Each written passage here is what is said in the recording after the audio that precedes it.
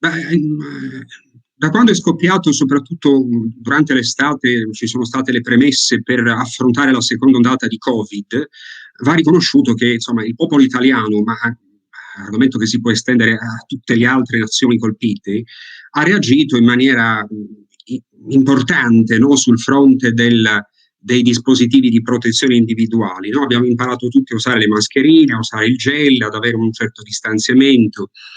La cosa triste è stato leggere l'altro ieri che invece in alcuni ambiti di lavoro, in particolar modo in ambito dell'agricoltura, in ambito dell'edilizia, questa cultura della protezione è ancora molto latitante, nel senso che si registrano ancora molti morti sul lavoro, sia in ambito dell'agricoltura sia in edilizia, ci sono molti feriti e una serie di controlli effettuati registrano come appunto l'utilizzo, il ricorso sistematico a dei dispositivi, a delle misure di protezione individuale dei lavoratori molto spesso risultano mancanti.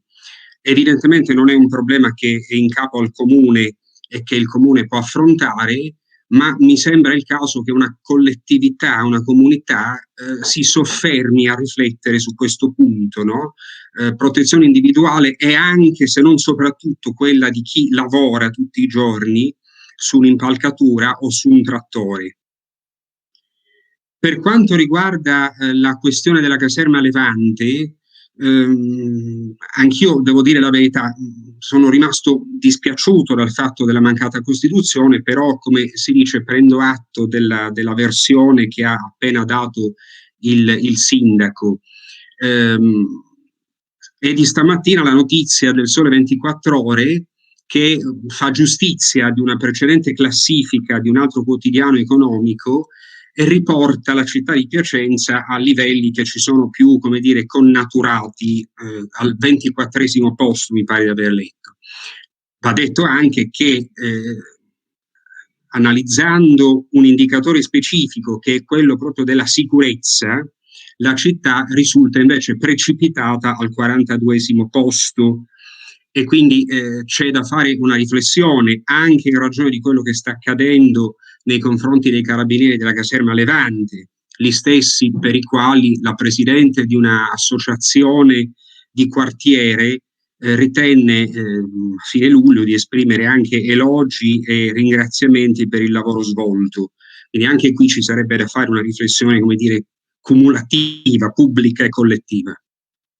Colgo l'occasione per ringraziare l'assessore Mancioppi per essere riuscito, dopo diversi anni di pressioni e tentativi, a far recintare il giardino pubblico di Via Corvi, mettendo così una fine al problema della sicurezza di quei bambini che giocando a palla molto spesso inseguivano la palla in strada con il rischio di essere investiti. È stato fatto un lavoro assolutamente egregio e mi sembra giusto ringraziare un assessore quando fa e bene ciò che gli viene segnalato e chiesto.